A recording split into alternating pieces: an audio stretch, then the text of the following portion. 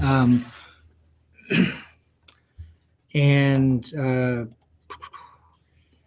as far as what's covered in the book, I just want to point out some things to be sure that you're sort of following along. And I need to add a little bit of stuff to it.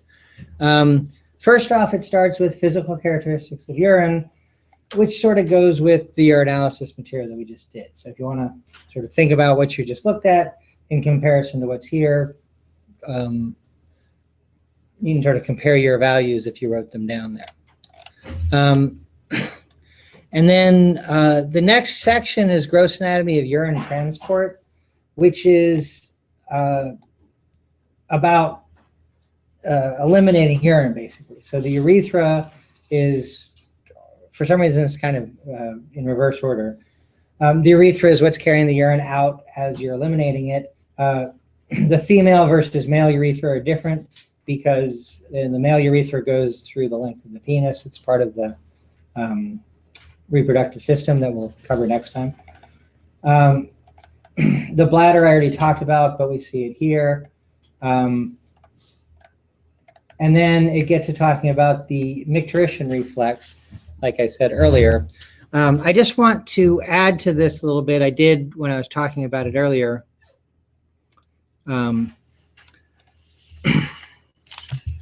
But let me write it up on the board so you can kind of follow along with what it's about.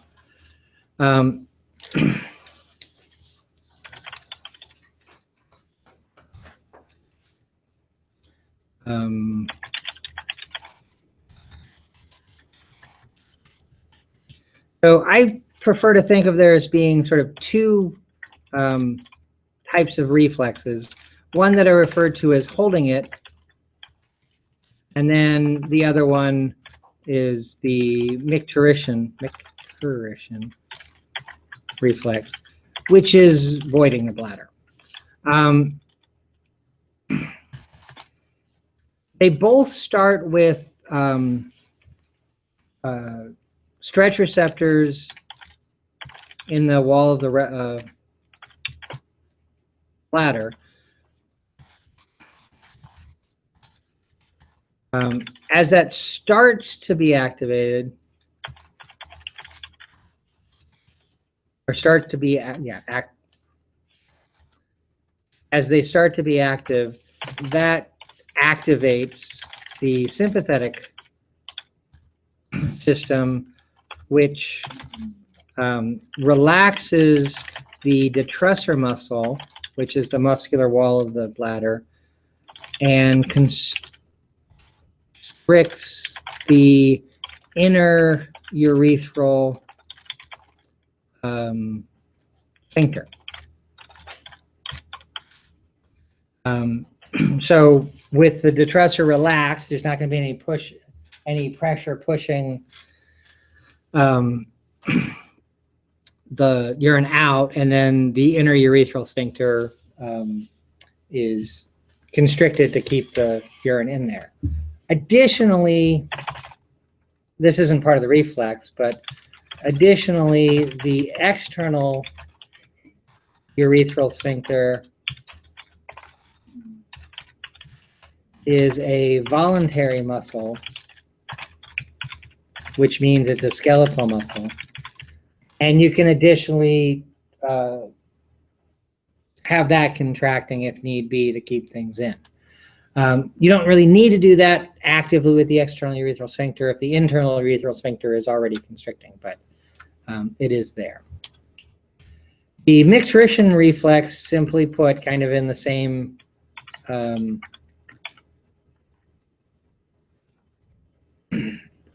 setup that I have here. Stretch receptors in the wall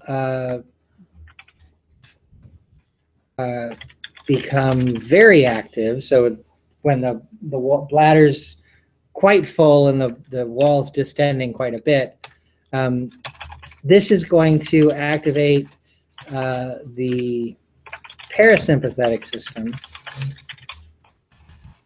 which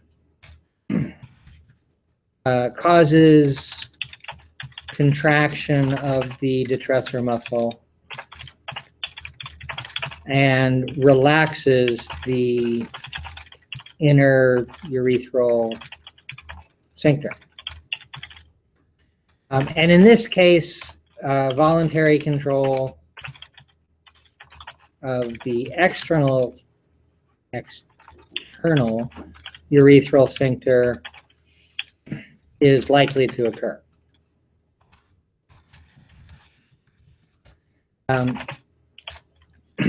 At some point, when the bladder and the ureters are completely full, the parasympathetic system will override voluntary control of the external urethral sphincter.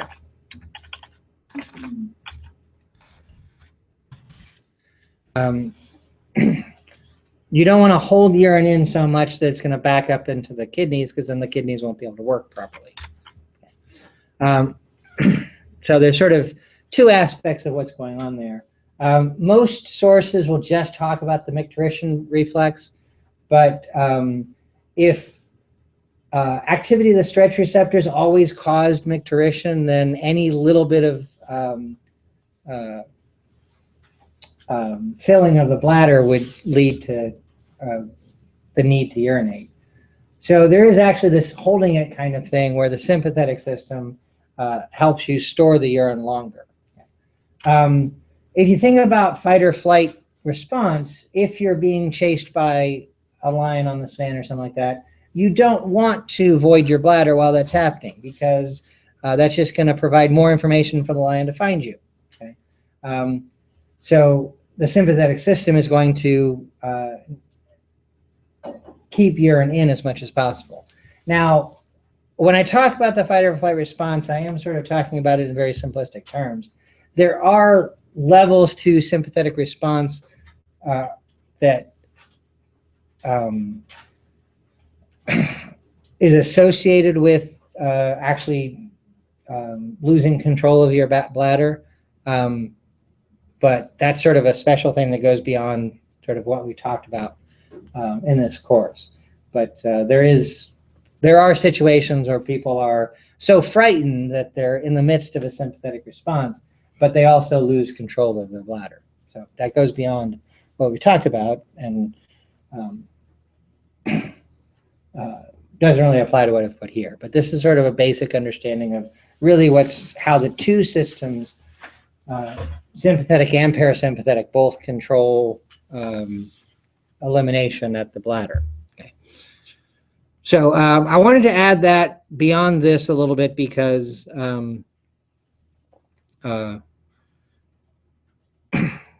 there is more than just the micturition reflex. It mentions some other structures that are involved in it. And then again, moving back through the system, after talking about the bladder, they get into the ureters. And this is just a micrograph of a ureter. It's lined with a transitional epithelium also, which it makes it able to stretch out when it fills with urine a little bit also. Okay. So that's the end of that sort of urine transport, which sort of at the beginning of the chapter gets past everything but what the kidneys are about. So the rest of the chapter can focus on the kidney. And then there's two levels of the anatomy, the gross anatomy and the microscopic anatomy. I've already talked about the gross anatomy to some degree. I didn't mention their location in the upper abdominal cavity, and looking at the posterior view of the skeleton overlaid on the kidneys, we can see the 12th ribs are really sort of in a position to help protect the kidneys, and the 11th pair of ribs a little bit too. Those two pairs of ribs, 11th and 12th, are the floating ribs because they don't connect to the sternum. All of the other ribs do. The 1st through 10th ribs connect to the sternum, even though this picture kind of looks like the 10th pair is floating also. They actually do have cartilage that connects onto the cartilage of the 7th rib, which then connects to the sternum, along with the 8th and 9th. Yeah. Question. When they always talk in the movies about punching somebody in the kidneys. Do the ribs actually protect from that? You don't actually punch them in the kidneys? No, I mean, if you punch somebody hard enough there, the ribs aren't going to help.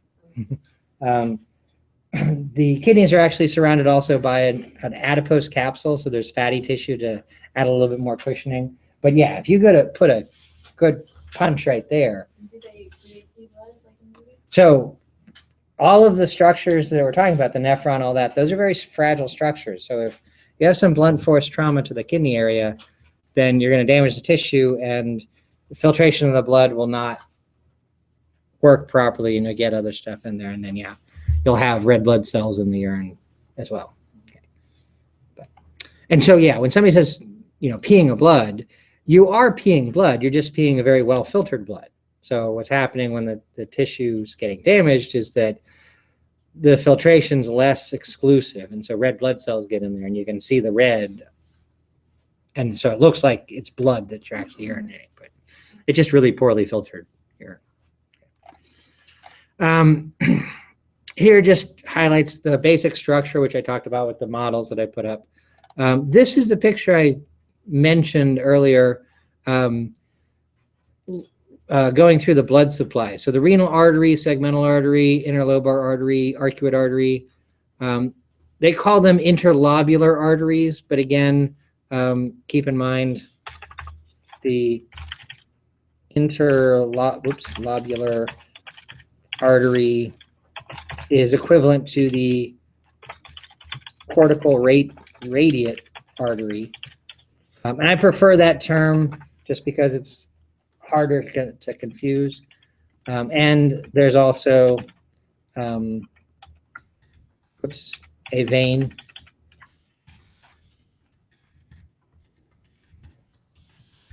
So in the book where it says interlobular artery or interlobular vein, I prefer using cortical radiate artery or cortical radiate vein. It's much more descriptive of what it is. It's radiating out into the cortex. So as we look at this picture, the vessels that are extending out from the arcuate artery or vein into the cortical area, that's what it is. Okay. So they're pointing at it here in the whole kidney, and then they're pointing at them here, showing what's giving rise to the branch that's the afferent arteriole, the glomerulus, the efferent arteriole, the peritubular capillaries, and the blood then flows back into the cortical radiate vein, what the book calls the interlobular vein, that goes to the arcuate vein and the interlobar vein, which finally goes to the renal vein. Just to point out again, there's not something called a segmental vein, although anatomically there does seem to be two vessels side by side, an artery and vein, that seem very similar. They're not named exactly the same right there. Okay. This is a little higher about higher detailed picture of a nephron. As I was talking about the nephrons, I mentioned that there are two types of nephrons, and I just want to add that here. There's the juxtamedullary nephron and the cortical nephron. The juxtamedullary nephrons are named because their glomerulus is adjacent to the medullary border. And the cortical nephron, its glomerulus is more superficial in the cortex. So they're both in the cortex. It's just the ones that are right next to the medulla are the juxtamedullary. The most obvious difference between them is the juxtamedullary nephron has a long nephron loop, and the cortical one has a short nephron loop. Associated with the long nephron loop, there are specialized capillaries called the vasa recta, and then just there's no specialized capillaries. Now, there's not a picture in the book that applies to that. So let me just pull up a picture of vasa recta off of Google real quick.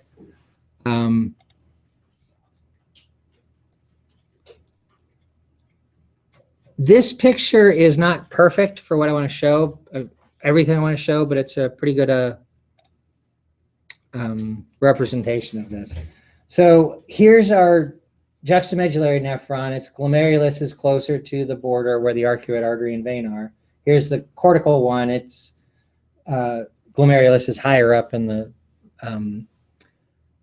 cortex.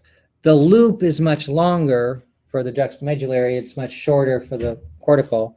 And then the vasa recta is this thing that looks kind of like a rope ladder that's sort of suspended around the nephron loop. So these are the peritubular capillaries around the nephron loop that have this very specific appearance to them. There are peritubular capillaries that would be around the loop of a cortical nephron. They're just not represented in this picture, which is kind of weird. But additionally weird for this picture, there are not peritubular capillaries shown around the tubules of the juxtamedullary nephron. So for some reason in this picture, this is from an old textbook, they're highlighting the difference, the loop, the vasa recta versus no vasa recta, without a very accurate representation of the rest of the peritubular capillaries. But this is what a vasa recta is, and it's only found around the very long loop of the juxtamedullary nephron. And then finally, the functional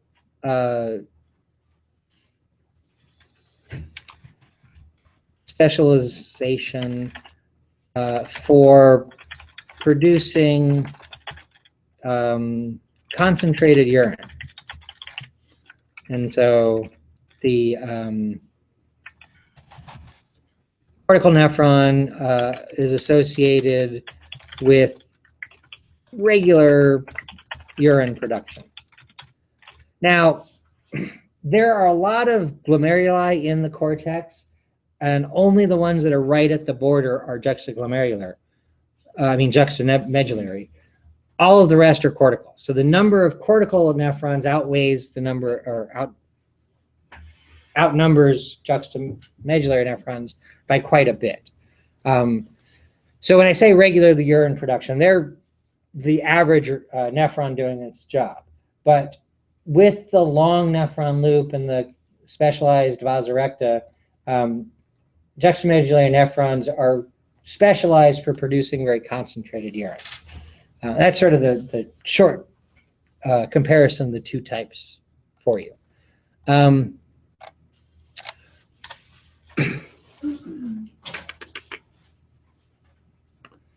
Now, so that's the gross anatomy of the kidney, looking at those structures, which technically some of it's microscopic, but it's sort of the big picture sort of thing.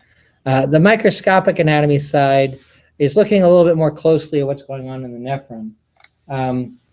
This is a picture I mentioned earlier. It's a very nice representation of these podocytes, which are wrapped around the glomerular capillaries. And they're little slits that are where the filtration is taking place. Now, what has to happen for filtration is what's in the blood inside the capillary is going to work its way out through holes in the capillary walls, fenestrations, because these are fenestrated capillaries. And then they have to pass through the basement membrane, which is basically a collagen mesh there. And then they have to slip through these filtration slits. So the things that get filtered out are only things that can go through all of those different components. So it's got to be something small. Cells would not be able to fit through any of this. Also, there's a little bit of possible interaction with the basement membrane, which I think is largely responsible for keeping most lipids out of the urine, just because there's a little bit of charge to collagen and other molecules that you'd find in the basement membrane. And so that can make it a more hydrophilic environment that lipids just don't want to pass through. I'm not positive that's entirely true, but I believe that's a pretty good representation. And then if we think about this picture with just one filtration slit sort of along the edge of that, anything that gets through these things has to get through that too. Okay. So that establishes the filtration membrane and what goes through. The podocytes, besides making sort of another layer of filtration, also will help support the capillary wall. As we'll see a little later on, the blood pressure in these capillaries is actually fairly high compared to what we expect for your average capillary. And so the podocytes wrapped around actually help support the wall of the capillary a bit too. Okay. Now, this is a look at the glomerulus structure a little bit more in depth. Yes? Within that wrapping, is there different layers of organization, like, histologically between the cells? Like how similar to DNA wrapping, you got a lot of different levels of organization. Is that wrapping? This is just tissue. So you've got a simple squamous epithelium, you got a basement membrane, you got the podocytes. So I was talking within the podocytes wrapping. I don't think I quite understand what you're asking, because they're just cells. Well, yeah, I mean, is it all the same within the layer of the podocyte wrapping? Is it uniform, or is there? Well, you can see here in this representation, there's a little bit of overlap in some places. If there's overlap, nothing's going to get through there, just like nothing would get through a single layer of a podocyte. It's mainly one layer of cells, but there are some places where they might overlap. The filtration's taking place in the gaps between the podocytes. So that's really, all that's important is where these filtration slits are. So. Now, it sounded like you were comparing it to DNA structure, which Well, no. Those are apples and I oranges. was using that as an analogy. Yeah, but what I'm trying to say is I don't think that's a fair analogy, because molecular organization is very different from cellular organization. That's kind of what I was getting at. Is there kind of molecular organization? No, it's all cellular. Yeah. So anyways, here's the representation of the glomerular capsule and its structure, which is very similar to the model I was showing you earlier. The afferent tubule coming in, afferent arteriole coming in, and then the glomerular capillaries that are covered by the podocytes. There's a little cutaway right here just to show you a capillary inside there. And then the efferent arteriole going away. It's very unusual to have capillaries that have an arteriole going in and an arteriole going out. We usually see arteriole in and venule out. But this is a special situation because it gives us finer control over the blood pressure that's in the capillaries here, which will be important. Now, the green colored cells here, called the macula densa, are part of the wall of, again, some sources will say it's the end of the nephron loop, and some will say it's the beginning of the convoluted tubule, the distal convoluted tubule. Doesn't really matter which it is, it's just right there at the end of, towards the end of the nephron.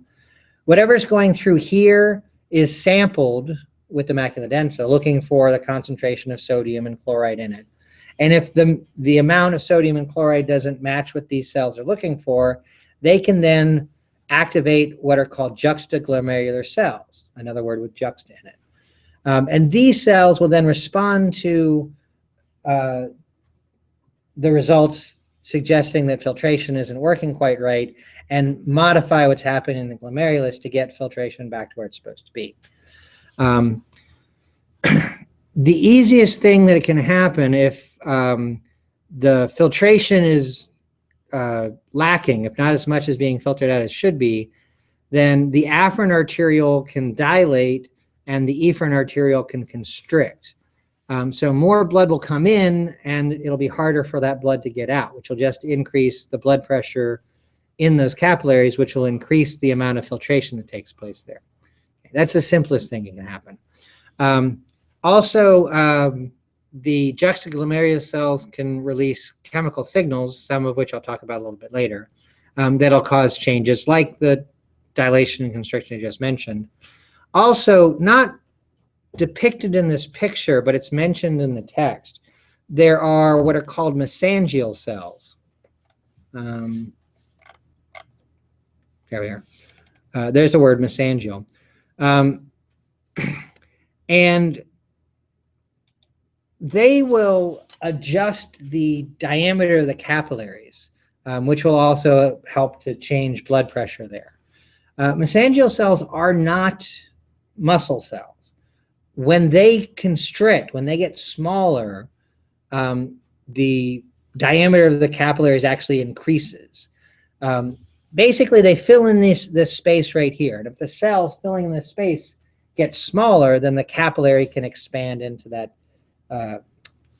space a little bit. So when they constrict, the capillaries get wider, blood pressure can drop. When they do the opposite of getting smaller, when they plump up or whatever you want to call that, they'll sort of squeeze against the capillaries and again help with raising the pressure in the capillaries a little bit. Here we see a representation of the glomerular capsule wall, which is a simple squamous epithelium, and then the beginning of the proximal convoluted tubule, which is very similar to the model I was showing you there, which is going to go around through the loop and then back up here, and we'll go into the distal convoluted tubule as the filtrate moves away finally to the collecting duct. So those are the players that we see in the glomerulus, highlighting the juxtaglomerular apparatus, which is the macula densa and the juxtaglomerular cells and some of the things that they have effects on. I'm going to come back to this figure a little bit later on because I want to talk about regulation, which is what this is getting at. And it'll just make a little bit more sense to look at this and that together. So I'll come back to this a little bit later on. Then it just describes the different parts of the nephron, the proximal convoluted tubule, what I've been calling the nephron loop. This is its more the dead white guy name version of it, which is somewhat falling out of use just because textbooks are trying to move to having fewer names based on a person rather than a more descriptive name. So nephron loop is a good alternative to that. And then we have the distal convoluted tubule. That's the end of the nephron. And then the nephron connects to the collecting ducts. The collecting ducts are where we see some control of the concentration of urine and retaining water when we need it in our system rather than getting rid of it. And that happens through what are called aquaporin water channels. That's a little bit redundant. Aqua, obviously, in aquaporin is referring to water. So aquaporin is a channel for water molecules. And they help reclaim water from the collecting duct before it's lost as urine, which when I talk about regulation, I'll come back to that idea a little bit. Now, the physiology of urine formation, well, before I get into that, I like to start off by introducing a figure that's, well, there's a few different versions of this figure, but this is a kind of nice summary figure of what's going on. The one I had earlier was bigger. Where's the bigger one?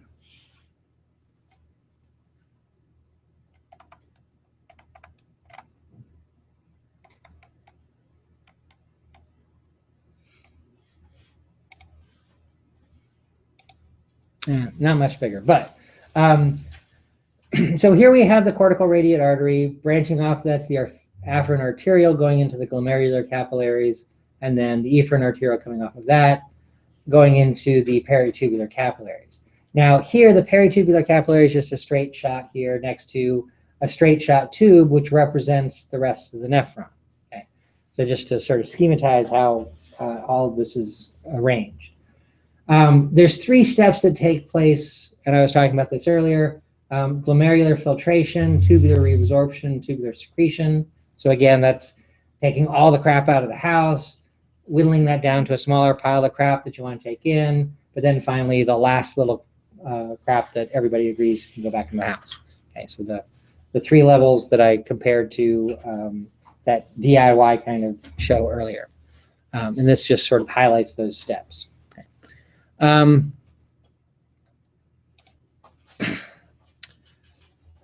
So filtration is driven at a particular rate, which is described here, the glomerular filtration rate. And just some numbers thrown out there to describe what it is. Generally speaking, normal filtration should be, according to the book here, about 110 mils per minute filtered out. That filtration takes place as depicted here. What's driving filtration is blood pressure, but blood pressure by itself isn't the whole story. There are a couple of other opposing forces that blood pressure has to overcome. Now, the blood pressure in the glomerular capillaries is about 55 millimeters of mercury. Back in the blood vessels chapter, when we were talking about regular capillaries, the blood pressure in capillaries starts at about 35 millimeters of mercury. So this is fairly high pressure compared to most capillaries. And because of that, the podocytes are helping kind of support the wall of these capillaries against that additional pressure. Or another way to think about it is that pressure has to push through not just the capillary wall, but also the rest of the filtration membrane. But it has to oppose a couple of forces. One is osmotic pressure. Now, this is called blood colloid osmotic pressure because the blood retains things that don't get filtered out, like cells and large proteins. When you have those sorts of large things, they're not really dissolved in the blood. They're suspended in the blood. If we just let the blood sit there, the cells and the proteins would separate out from the water. And so that's technically called a colloid suspension. And because there's more of a colloid suspension in the blood compared to what's filtered out, water is going to want to move back into the blood to equalize the concentrations there. The blood, based on that, the colloid suspension, is hypertonic compared to the filtrate, which would then be called hypotonic. The less concentrated solution is going to lose water to the more concentrated solution, trying to equalize the 2 concentrations. That's just a natural response when we have 2 different concentrations separated by a membrane like that. And the osmotic pressure that results from that, based on the colloid suspension left over in the blood, is about 30 millimeters of mercury, which is going to act against the 55. Also, there's pressure within the capsule. As that filtrate accumulates in here, it exerts its own pressure on the capsule wall. And that's the opposing force from that's going to push back at about 15 millimeters of mercury. So if we add all these up, 55 opposed by 30 and opposed by 15 gives us a net outward pressure of 10 millimeters of mercury. So there's not a whole lot of actual pressure driving filtration, but that's essentially where it is. We usually think of blood pressure as normally 120 over 80. So let's say that average blood pressure gives us the 55 millimeters worth of mercury, the 55 millimeters of mercury worth of pressure in the glomerulus. If your blood pressure drops to 110 over 70, which is actually probably a slightly better blood pressure to have, but if it goes down that much, based solely on that blood pressure, how much would the blood hydrostatic pressure go down?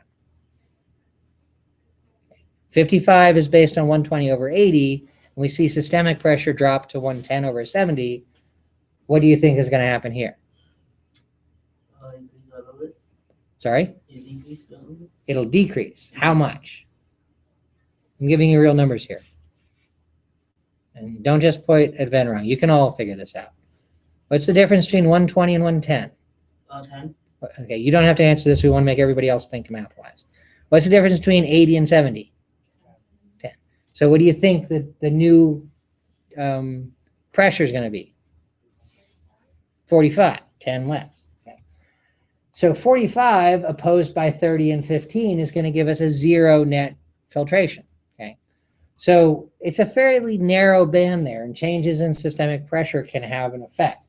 So within the glomerulus, there's some means to adjust that, which I mentioned a little bit. The afferent arteriole can dilate, the efferent arteriole can constrict. That'll increase the pressure within the glomerulus.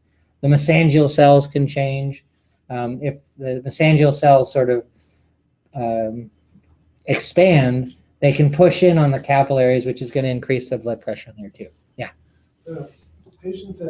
People that have hypertension for a long period of time eventually undergo kidney failure. What aspect of that? Well, what is the aspect of that failure, just generally? Well, chronic high blood pressure, you can't, you don't have homeostatic mechanisms to cope with. Acute changes in blood pressure, you can systemically change. But if you have chronic blood pressure, then, chronic high blood pressure, then your body will just adjust to that and say, that's the normal, okay? And the kidney can try to adapt to that. If this goes up too high, then you're going to get a lot of filtration, a lot of extra filtration. So the kidney wants to sort of back off on that and keep things lower. It probably won't be able to do that very well. So you'll probably have a little bit of damage to the glomeruli across both kidneys over time. I would imagine that might be what leads to kidney failure. So. It's like elevated levels of creatinine. Right. So if the filtration pressure is too high, you're going to be filtering a lot of stuff out through the blood. And so those levels are going to go up in the urine. And probably over a while, the filtration membrane is going to start failing a little bit more, and you're going to get more stuff coming out as it's as the filtration's kind of thrown off there. So what I just described there in the picture, the math is kind of laid out down here. And so that stuff is getting at the filtration part, the first step. The second and third steps are taking place throughout the rest of the nephron. So in this picture, we have arrows pointing out and arrows pointing in. The outward pointing arrows are representing reabsorption from the filtrate back into the blood, and the arrows pointing in are representing secretion, tubular secretion from the blood back into the filtrate. This picture is not exactly exhaustive. It's not saying all of this stuff comes out here and then this stuff goes back in. It's just showing you a few different places where certain materials can move in and out across the membrane. I do want to point out here at the very beginning, and actually let me make this picture a little bit bigger. Glucose and amino acids are reabsorbed immediately out of the filtrate. It says protein here. I said earlier that proteins aren't filtered out, but really the large plasma proteins aren't filtered out. Smaller proteins might get filtered out, and so they get reclaimed right away also. And then seemingly oddly, it says lactate, urea, and uric acid. Lactate is essentially lactic acid, slight chemical change to it, but that's where it comes from. And then urea and uric acid are both nitrogenous wastes that come from breaking down proteins and amino acids. And obviously they have at their root, the same root that gives us the word urine. So those are waste products, but they're coming out here, okay? Some things do get reabsorbed just naturally because either the concentrations are very high, so there's gonna be a concentration gradient that they'll move along, or they are biochemically similar to other molecules that need to be reclaimed. But we can then get rid of some of them. So here's urea and uric acid again, being secreted back into the tubules.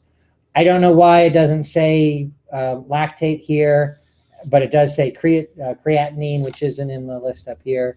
But the point being is that waste molecules can be secreted back into the tubule, there are certain things that we are aware of. And then it says some drugs. There are some drugs that have metabolic byproducts that are similar enough to things that we normally secrete, but then there are some things that wouldn't be secreted, so they're caught in the initial filtration. And then we have other things like hydrogen ions and ammonium, bicarbonate, chloride, sodium, potassium, water, et cetera, et cetera. So there are a bunch of different things that are sort of moving in and out. And exactly what happens is largely based on the particular needs in our body at any given time. Aside from glucose, amino acids, and the proteins, everything else here is sort of variable. It depends on the state of things in your body, exactly how much is going to be reabsorbed or secreted out or whatever. I want to talk about a couple of things more specifically in this.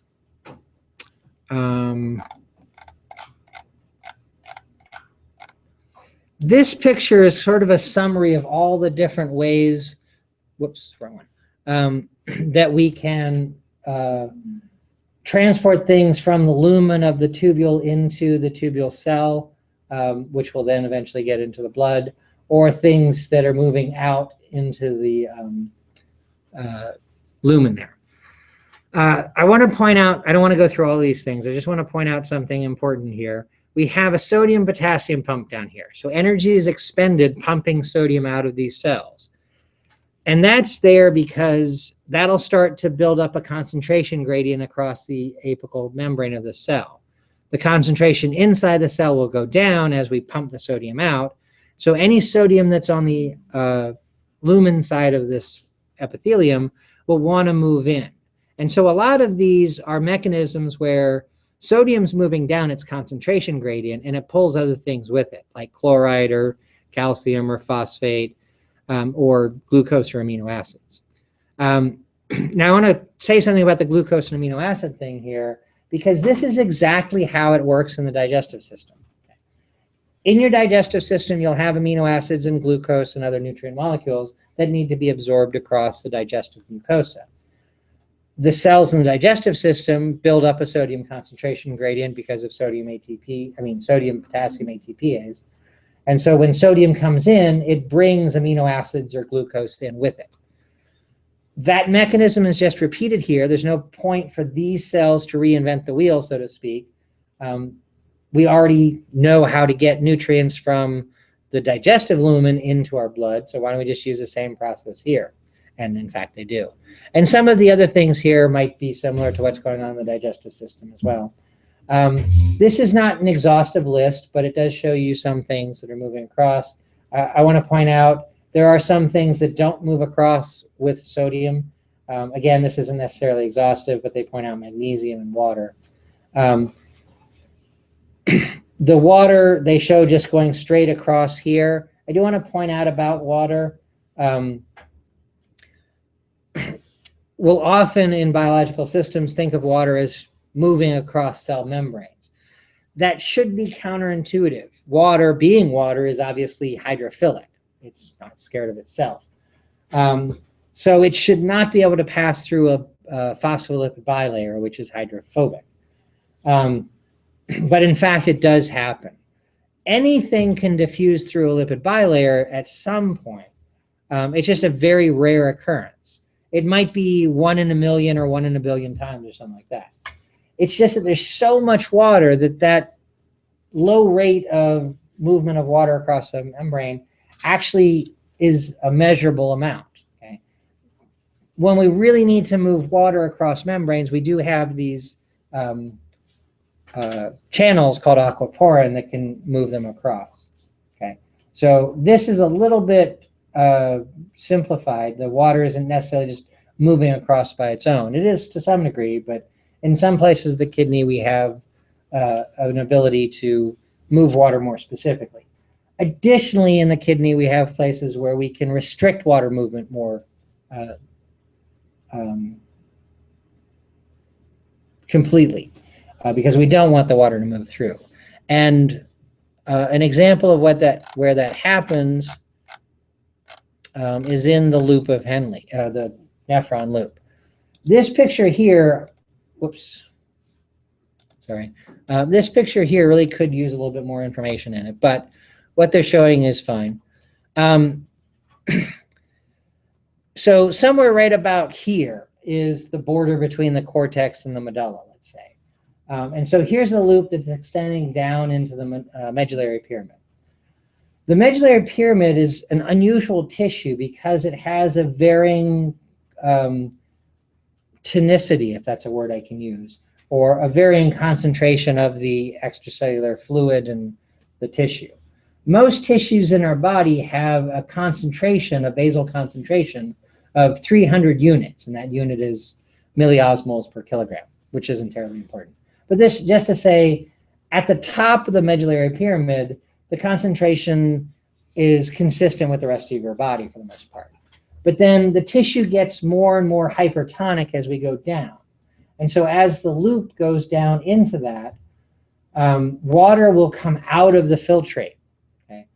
Because this is a hypotonic solution compared to this, and water is going to move out to try to equilibrate the two. What ends up happening is the filtrate gets to be more concentrated and matches the concentration of the surrounding tissue until it gets all the way down to the bottom of the loop where it can be 1,200 of these units. Okay?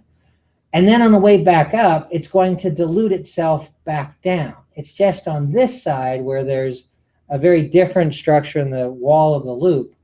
Water can't move through. So this is one of the places where water is not permeable to membranes. And only sodium and chloride can get through. And by removing sodium and chloride, the filtrate in here is going to overall become more and more dilute by removing those solutes.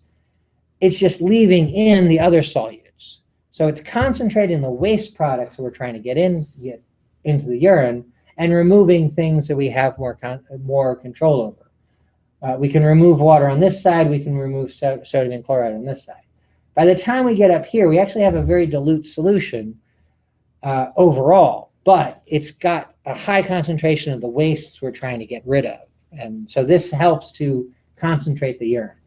Now, this picture is really showing us a juxtamedullary nephron. A cortical nephron loop is not going to go nearly as far down. It might get down, somewhere in this layer, 400 to 600. So it's not going to be very good at concentrating the urine. But the juxtamedullary ones go way down to the deepest parts of the medullary pyramid where the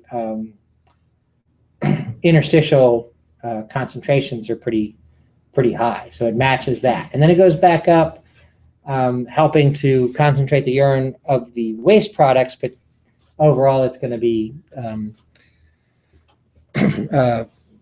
a dilute solution overall, kind of at this 300 to 100 level units there. Yes. What's a relative number of juxtamedullary nephrons to cortical nephrons? I don't know the actual numbers, but if we look at the models I was showing you before, the bigger sort of pie slice piece of the kidney, they had, I think, 3 glomeruli represented there. And so for that, there'd be the one at the bottom would be the juxtamedullary, and the other 2 would be cortical.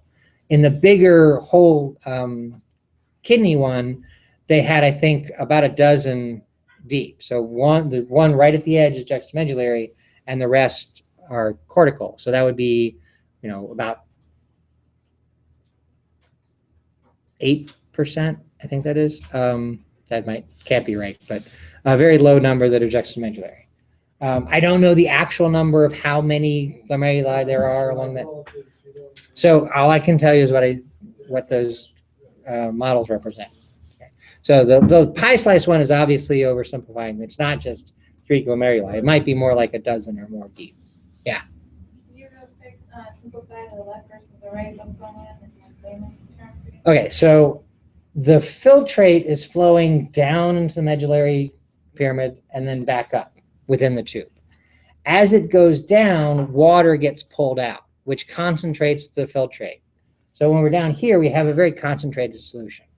On the way back up, water doesn't come back in to dilute it, but it does have to become less concentrated as a solution. So what happens is specific solutes get pulled out, sodium and chloride, which makes the solution less hypertonic. But what's not being pulled out is what little water is left over, and we're not adding any water to it, and all of the waste products that we actually want to get rid of are left in there. So when we get to this stage, we have a physiologically isotonic solution, but we've specialized to get it concentrated down to the things we actually want to get rid of. And we've pulled out the things that we want to keep, like water and sodium and chloride. But this isn't actually the end of the story if we're talking about concentrating urine, because at the top, it then goes through the distal convoluted tubule and goes to the collecting duct. In the collecting duct,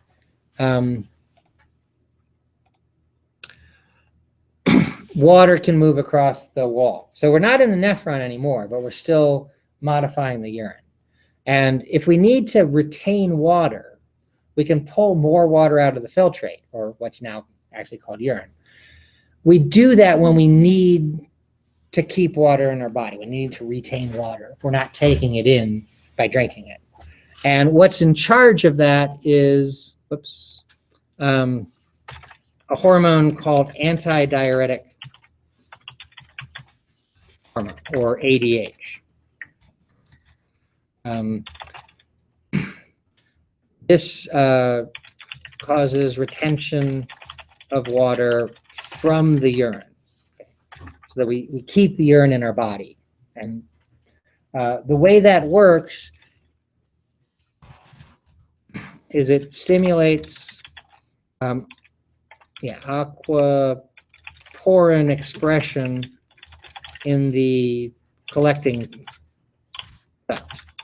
The water can then move out of the collecting duct. Now the collecting duct, it's not represented in this picture, but it's running through the medullary pyramid right next to the loop. So that same concentration gradient that I showed you is applying here. And when aquaporin is present, water will move out of the urine, making it more and more concentrated. Okay. So I said the juxtamedullary nephrons are specialized for concentrating urine. They're specialized for getting the wastes concentrated in the urine, but actually at the end of any nephron, you're going to have a dilute solution. What really makes the concentrated urine, like the first urine that you produce when you wake up, is that aquaporin is being expressed in the collecting duct and water is being pulled back out so that you keep that water while you're not drinking overnight. And that's what ADH does. Yeah, question?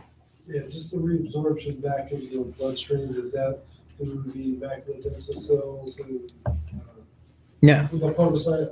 I just forgot the reabsorption back into the bloodstream.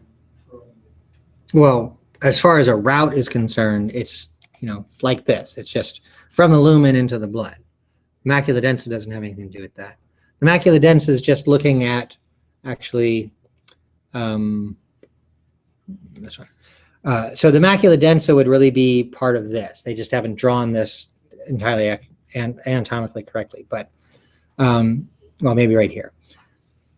After the stuff's gone through the proximal convoluted tubule and through the loop, the maculodensa is looking at the concentration of the filtrate here, and if it's not what's expected, if the sodium and chloride levels are off, then it changes filtration back here.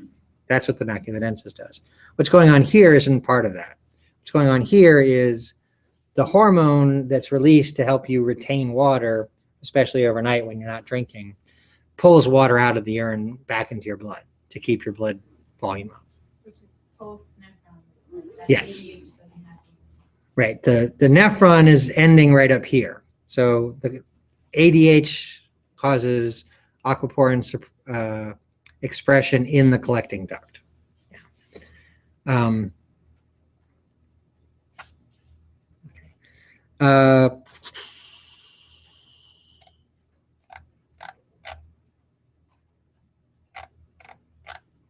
Which is explained a little bit in depth here. Okay.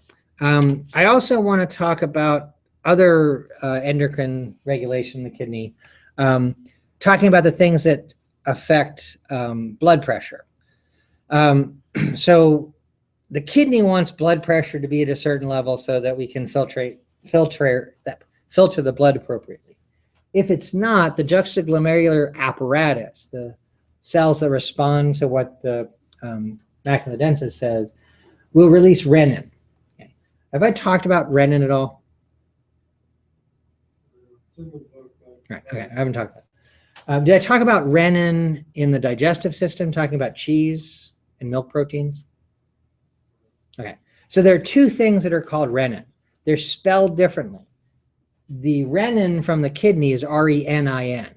There's a enzyme in the stomach called renin, which is spelled rennin. Really, this word should be pronounced renin because it's rene, as in renal root. But everybody pronounces it renin. So just be aware that there are actually two things with the same pronunciation, and the difference is the number of N's in the word. Renin released from the kidneys when filtration needs to be adjusted, when blood pressure is low, will increase blood pressure. And it does that by causing the conversion of angiotensin 1 into angiotensin 2. Angiotensin 2 is a very strong vasoconstrictor, which will raise systemic blood pressure. It also causes the production of aldosterone, which is a adrenal cortex steroid. Aldosterone is responsible for manipulating sodium levels in the filtrate in the blood. It causes sodium to be retained in the blood. The sodium is not terribly important, but as sodium concentrations change in the blood, the water content is going to change also to keep the blood at physiological concentrations. So as you add sodium to the blood, it's also going to increase blood volume by increasing the amount of water there.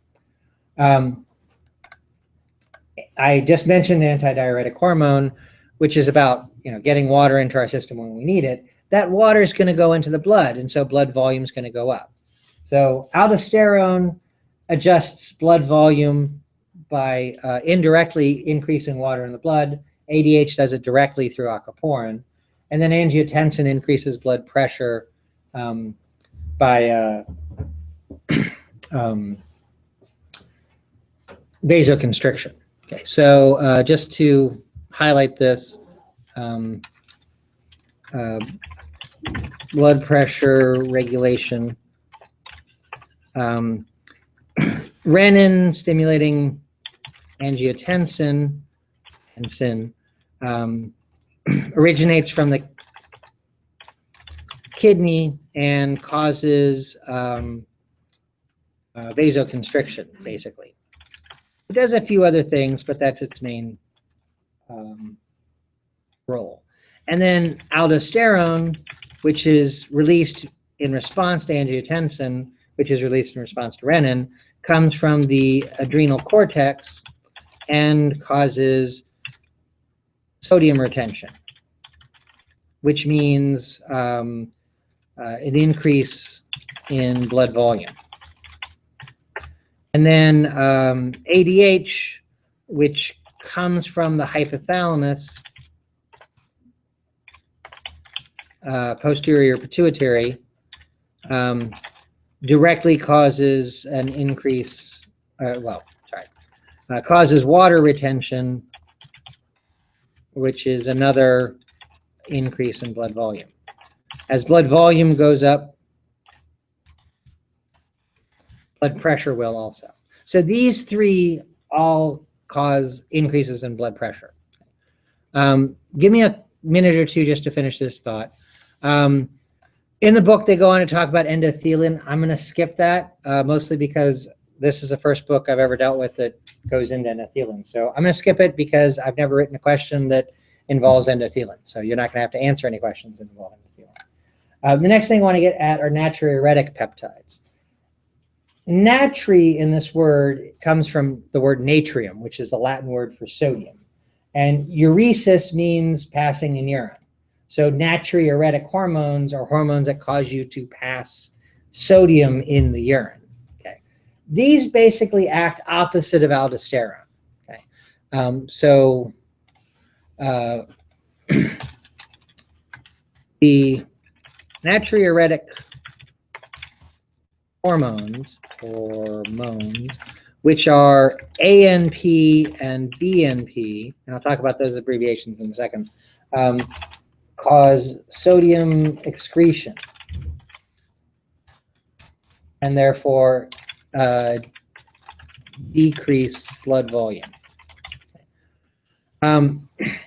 Now, if you go to the book in this little section about the natriuretic peptides, and I'll put that back up on the board in a second, they call one of them ANH, which is, I think, well, it's a sort of a newer version of the name for this. I called it ANP. A stands for atrial, N stands for natriuretic, and then P, as I'm using it, stands for peptide, meaning that it's a peptide hormone. And then this version just calls it a hormone.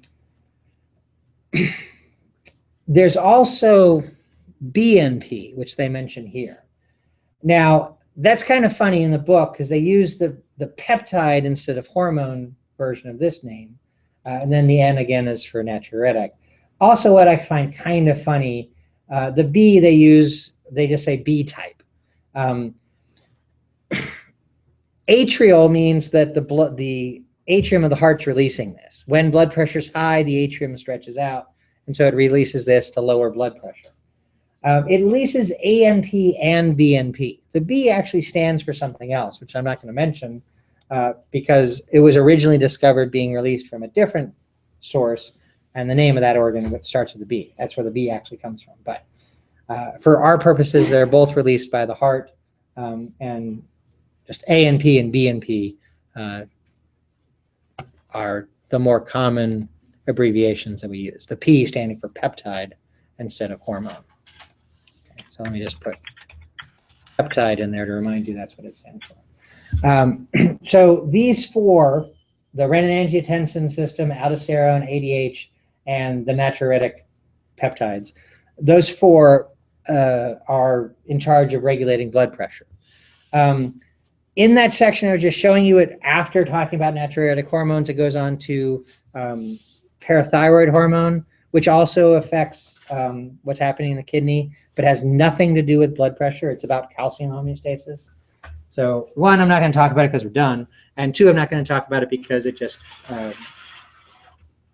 gets away from the blood pressure thing, which is what I want to stress here. So thanks for holding on for, well, actually, no, you didn't hold on. It's 20 after. Wait. I keep getting, okay. Thanks for holding on for 5 minutes, so I could complete that. But I wanted to be sure I covered that. Next week, we're going to be doing the reproductive system, which is our last week of class. The week after that is a funny week for us because there's no Thursday classes that week. And then the week after that, we have final exams, and ours is on Thursday of that week, right? Did I say? So 3 more weeks to go? So one more class of regular stuff, and a week off from me for this class, and the week after that is the final exam period when we're doing the second practical. So, have a nice weekend. Just really, I wonder if I could take just like 10 more minutes just with the slides. That's all right. I've got to go, Oh, so you need to clean up so I can head out. Yeah, so just like get check off my stuff so I can just blood and all that stuff. Yeah, I'm either gonna get it done tonight or tomorrow morning. Yeah.